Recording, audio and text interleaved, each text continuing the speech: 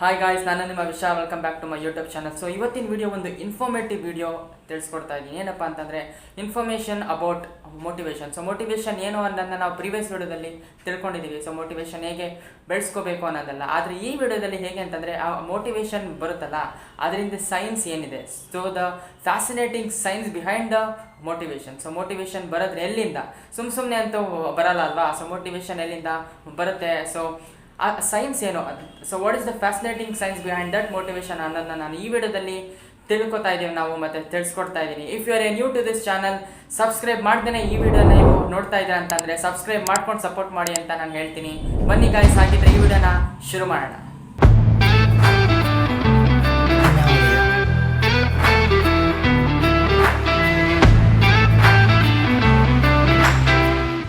First ಬಂದು ಸಣ್ಣದಾಗಿ ನಾವು ಸೊ ವಾಟ್ ಈಸ್ ಮೋಟಿವೇಶನ್ ಅನ್ನು ನಾವು ತಿಳ್ಕೊಂಬೋಣ. ಸೊ ಮೋಟಿವೇಶನ್ ಅಂದರೆ ಏನಂತಂದರೆ ಎಲ್ರಿಗೂ ಗೊತ್ತೇ ಇರುತ್ತೆ. ಸೊ ಮೋಟಿವೇಶನ್ ಏನಂತಂದರೆ, ನೀವು ಏನಾದ್ರು ಒಂದು ಟಾಸ್ಕ್ ಮಾಡಬೇಕಾದ್ರೆ, ಇಲ್ಲಾಂತಂದರೆ ಚಾಲೆಂಜಸ್ನ ಫೇಸ್ ಮಾಡಬೇಕಾದ್ರೆ ನೀವು ಅನ್ಕೊತೀರಾ, ಆದರೆ ನೀವು ಸಡನ್ನಾಗಿ ಆ್ಯಕ್ಷನ್ ತಗೋತೀರಾ.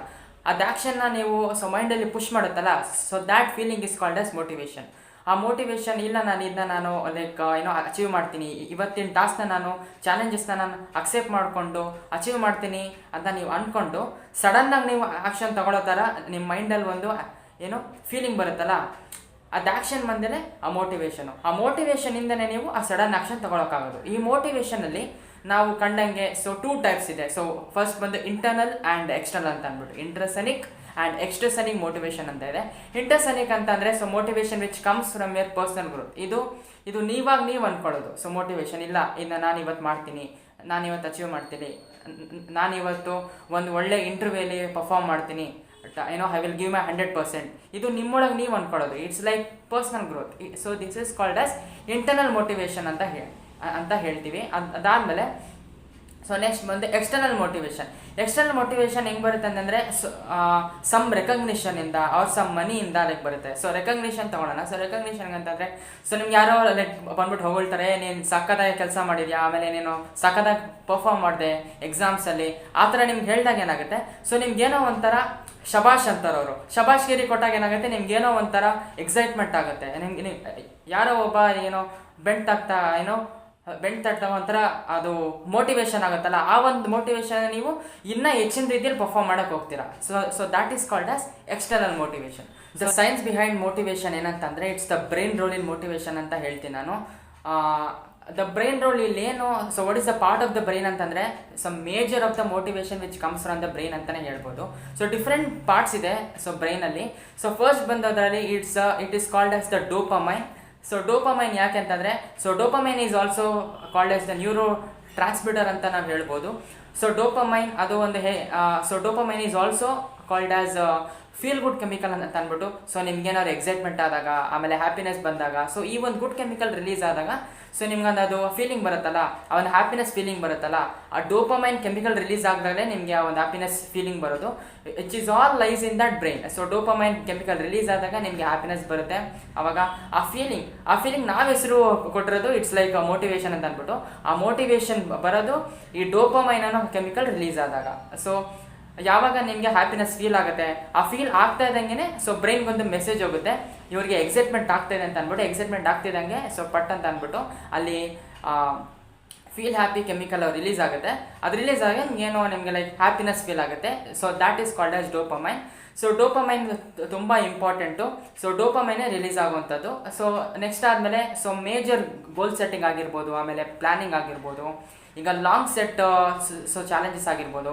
ಸೊ ನೀವೇನು ಅನ್ಕೊತೀರಿ, ಇಲ್ಲ ನಾನು ಅದನ್ನು ಮಾಡಬೇಕು, ಇಲ್ಲ ನಾನು ಅಚೀವ್ ಮಾಡಬೇಕು, ಆಮೇಲೆ ನಾನು ಆ ಗೋಲ್ನ ಟ್ರ್ಯಾಕ್ ಮಾಡಬೇಕು, ಆಮೇಲೆ ಸಕ್ಸಸ್ ಕಾಣಬೇಕು, ನೀವೇನೇನು ಅನ್ಕೊತೀರಾ ನಿಮ್ಮ ಬ್ರೈನಲ್ಲಿ ಒಂಥರ ಲೈಕ್ ಲಾಂಗ್ ಟರ್ಮ್ಸ್ ಗೋಲ್ ಥರ, ಅದೆಲ್ಲ ಒಂದು ಪ್ಲ್ಯಾನ್ ಆಗೋದು ಈ ಒಂದು ಪ್ರಿಫ್ರಂಟಲ್ ಕಾರ್ಟೆಕ್ಸ್ ಅಂತ ಅಂದ್ಬಿಟ್ಟು. So prefrontal cortex it is also a part of a brain.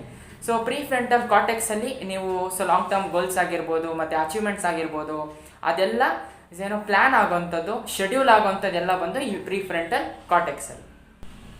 ಇವಾಗ ನಾವೇನು ಡಿಸ್ಕಸ್ ಮಾಡೋಣ ಅಂತಂದರೆ how to booster motivation scientifically. So ಒಂದೊಂದ್ಸತಿ ನಮ್ಮ ಮೋಟಿವೇಶನ್ ಹೈ ಇರುತ್ತೆ, ಆವಾಗ ನಮ್ಮ ಕೆಲಸಗಳು ಚೆನ್ನಾಗಿ ಆಗ್ತಾ ಇರುತ್ತೆ, ಆಮೇಲೆ ನಾವು ಚೆನ್ನಾಗಿ ಅಚೀವ್ ಮಾಡ್ತಾ ಇರ್ತೀವಿ. ಕೆಲವೊಂದು ಟೈಮಲ್ಲಿ ಸೊ ಮೋಟಿವೇಶನ್ ಡ್ರಾಪ್ ಆಗುತ್ತೆ. ಸೊ ಮೋಟಿವೇಶನ್ ಡ್ರಾಪ್ ಆದಾಗ ನಾವು ಕೈ ಮೇಲೆ ತಲೆ ಕಟ್ಕೊಂಡು ಏನೋ ತಲೆ ಮೇಲೆ ಕೈ ಇಟ್ಕೊಂಡು ಕುತ್ಕೊಂಡ್ಬಿಡ್ತೀವಿ, ಆದರೆ ಅದನ್ನು ಮಾಡಬಾರ್ದು. ಸಡನ್ಲಿ ನಾವು ಡ್ರಾಪ್ ಆಗಿದ್ದ ಮೋಟಿವೇಶನ್ನ ಹೇಗೆ ನಾವು ಬೂಸ್ಟ್ ಮಾಡಬೇಕು ಅನ್ನೋ ನಾನು ಇಲ್ಲಿ ಹೇಳ್ತೀನಿ. ಸೊ ಯಾವಾಗ್ಲೂ ಸ್ಟೇ ಪಾಸಿಟಿವ್. ಏನೇ ನಿಮ್ಗೆ ಮೋಟಿವೇಶನ್ ಲೋ ಆದ್ರೂ, ಆಮೇಲೆ ಏನೇ ಒಂದು ಮೋಟಿವೇಶನ್ ಡ್ರಾಪ್ ಆದ್ರೂ ನೀವು ನೆಗೆಟಿವ್ ಥಿಂಕ್ ಮಾಡೋಕ್ಕೆ ಹೋಗಬಾರ್ದು. You should always stay positive.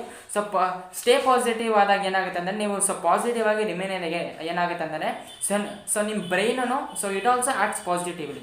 Brain ಪಾಸಿಟಿವಲ್ಲಿ ಇರ್ತಾ ಹೋಗುತ್ತೆ. ಬ್ರೈನ್ ಪಾಸಿಟಿವ್ ಆಗಿ ಇರೋಕ್ಕೆ ಕಂಟಿನ್ಯೂ ಆದಾಗ ಏನಾಗುತ್ತೆ, ಆ ಮೋಟಿವೇಶನ್ ಮತ್ತೆ it will come back. Motivation come back ಆಗುತ್ತೆ. ನೀವು ಅಲ್ಲಿ ಮತ್ತೆ ನೆಗೆಟಿವ್ ಹೋದಾಗ ಏನಾಗುತ್ತೆ, ಆ ಮೋಟಿವೇಶನ್ ಕಮ್ ಬ್ಯಾಕ್ ಆಗಲ್ಲ. It's all depends on your brain. Motivation ನೀವೆಷ್ಟು ಪಾಸಿಟಿವ್ ಆಗಿರ್ತೀರಾ, ನಿಮ್ಮ ಬ್ರೈನು ಪಾಸಿಟಿವ್ ಆಗಿ ನಿಮಗೆ ಆ್ಯಕ್ಟ್ ಮಾಡ್ತಾ ಇರುತ್ತೆ. ಆಮೇಲೆ ವಿಜುವಲೈಸೇಷನ್ ಟೆಕ್ನಿಕ್ ಆಗಿರ್ಬೋದು. ಹೆಂಗಂತಂದರೆ ನೀವು it's a positive visualisation technique.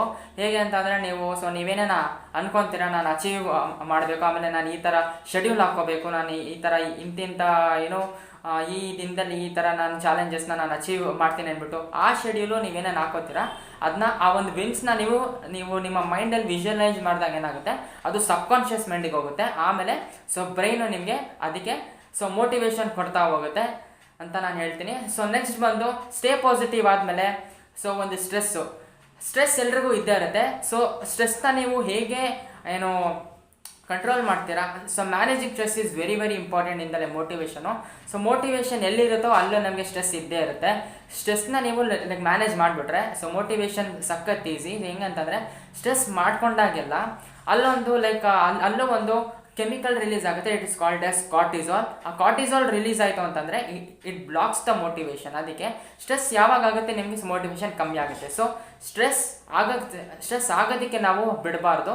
Stress ಆದರೆ ಕಾರ್ಟಿಸಾಲ್ ರಿಲೀಸ್ ಆಗುತ್ತೆ, ಆಮೇಲೆ ನಿಮಗೆ ಮೋಟಿವೇಶನ್ ಬ್ಲಾಕ್ ಮಾಡುತ್ತೆ ಅದು. Come to the conclusion part of this video. ಇವತ್ತಿನ ವಿಡಿಯೋದಲ್ಲಿ ನೀವೆಲ್ಲ ಮೋಟಿವೇಶನ್ ಬಗ್ಗೆ, ಫ್ಯಾಸಿನೇಟಿಂಗ್ ಸೈನ್ಸ್ ಆಫ್ ಮೋಟಿವೇಶನ್ ಬಗ್ಗೆ ತಿಳ್ಕೊಂಡಿದ್ದೀರಾ ಅಂತ ನಾನು ಅನ್ಕೊಂಡಿದ್ದೀನಿ. Motivation it isn't a magic, it's a science. Motivation ಇಂದಿರೋ ಫ್ಯಾಸಿನೇಟಿಂಗ್ ಸೈನ್ಸ್ ಏನಿದೆ ಅಂತ ಅಂದ್ಬಿಟ್ಟು ಈ ವಿಡಿಯೋದಲ್ಲಿ ನಿಮ್ಗೋಸ್ಕರ ತಿಳಿಸ್ಕೊಟ್ಟಿದ್ದೀನಿ. It's all depending upon your brain. ನಿಮ್ಮ ಬ್ರೈನ್ದು ಡೋಪಮೈನ್ ಆಗಿರ್ಬೋದು, ಆಮೇಲೆ ಪ್ರೀಫ್ರಂಟಲ್ ಕಾರ್ಟೆಕ್ಸ್ ಆಗಿರ್ಬೋದು. ಈ 2 ಥಿಂಗ್ಸ್ ಇನ್ ಫ್ರೆಂಡ್ಶಿಪ್ ಚೆನ್ನಾಗಿದೆ, ನಿಮ್ಮ ಮೋಟಿವೇಶನ್ ವರ್ಕ್ ಆಗುತ್ತೆ ಅಂತಲೇ ಅರ್ಥ. ಆ 2 ಇನ್ ಫ್ರೆಂಡ್ಶಿಪ್ ಚೆನ್ನಾಗಿರ್ಬೇಕಂತಂದರೆ ಯೂಸ್ ಯುವರ್ ಸ್ಟೇ ಪಾಸಿಟಿವ್. ನೀವು ಪಾಸಿಟಿವ್ ಆಗಿದ್ದರೆ ಆ ಡೋಪಮೈನ್ ಆಮೇಲೆ ಪ್ರೀಫ್ರಂಟಲ್ ಕಾರ್ಟೆಕ್ಸ್ ಇಂದು ಫ್ರೆಂಡ್ಶಿಪ್ ಚೆನ್ನಾಗಿರುತ್ತೆ ಅಂತ ನಾನು ಹೇಳೋಕ್ಕೆ ಇಷ್ಟಪಡ್ತೀನಿ. ಈ ವಿಡಿಯೋ ನಿಮಗೆ ಇಷ್ಟ ಆಗಿದ್ರೆ ಲೈಕ್ ಮಾಡಿ, ಶೇರ್ ಮಾಡಿ, ಮತ್ತು ಸಬ್ಸ್ಕ್ರೈಬ್ ಮಾಡ್ಕೊಳ್ಳಿ. ಆಮೇಲೆ ಮತ್ತೆ ಲೈಕ್ ಬಟನ್ ಕೂಡ ಪ್ರೆಸ್ ಮಾಡಿ, ಆಮೇಲೆ ಬೆಲ್ ಐಕನ್ ಕೂಡ ಪ್ರೆಸ್ ಮಾಡೋಣ ಮರಿಬೇಡಿ ಅಂತ ಹೇಳ್ತಾ ಮತ್ತೆ ಹೊಸ ವಿಡಿಯೋದಲ್ಲಿ ಸಿಗ್ತೀನಿ. ಮತ್ತೆ ಹೊಸ ಟಾಪಿಕ್ ಜೊತೆ ಹೇಳ್ತಾ ಅಲ್ಲಿವರೆಗೂ ಸ್ಟೇ ಮೋಟಿವೇಟೆಡ್, ಸ್ಟೇ ಹ್ಯಾಪಿ, ಬಾಯ್.